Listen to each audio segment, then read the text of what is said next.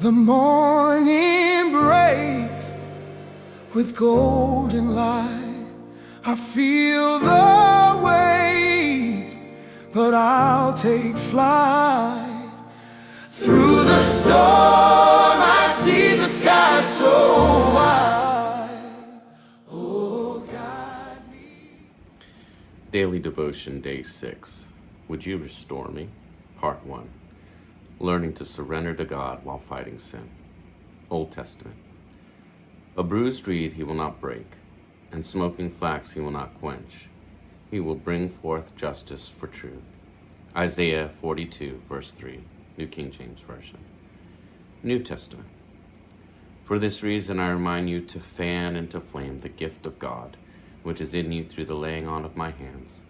For God gave us a spirit not of fear, but of power and love and self-control. 2 Timothy 1, verses 6 and 7, ESV. Reflection. Lord, will you still fulfill your promise to me?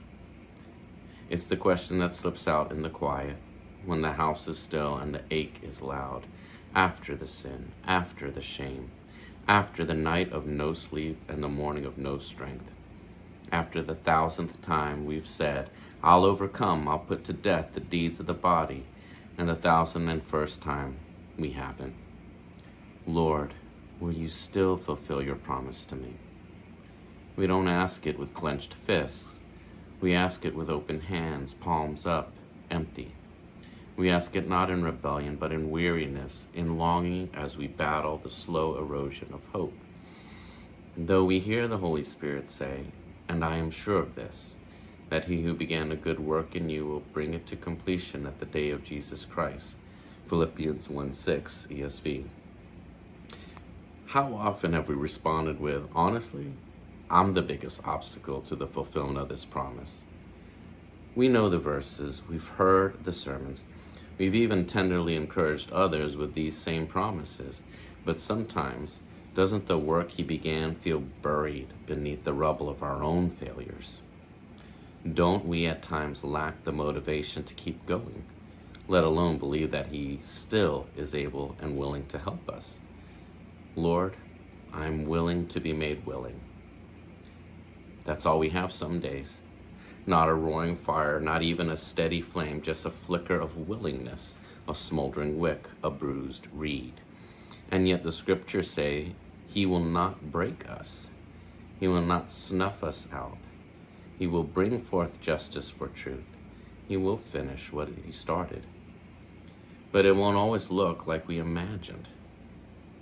Sometimes restoration doesn't come in the form of changed circumstances, but in the quiet miracle of a heart that still turns towards God, even when it's tired. Sometimes the gift of God is not intense passion, but the stubborn ember that refuses to die. Sometimes the greatest act of faith is simply getting up again, as it is written, for a righteous man may fall 7 times and rise again, but the wicked shall fall by calamity. Proverbs 24, verse 16, New King James Version.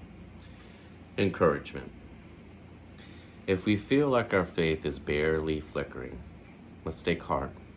The promise of Isaiah 42:3 is not conditional on our strength. God does not despise our weakness. He uses it to teach us to depend on his grace and strength, as it is written in 2 Corinthians 12, verse 9. And he said to me, my grace is sufficient for you, for my strength is made perfect in weakness. Therefore, most gladly I will but rather boast in my infirmities, that the power of Christ may rest upon me. Prayer. Abba, restore us. Fan into flame what has nearly gone out. And until we can pray for ourselves, help us pray for one another. Let our shared faith be our shared covering. Let our shared hope be our shared shelter. For Jesus' sake, amen. See you guys tomorrow for part 2. Through the storm, I see the sky so wide.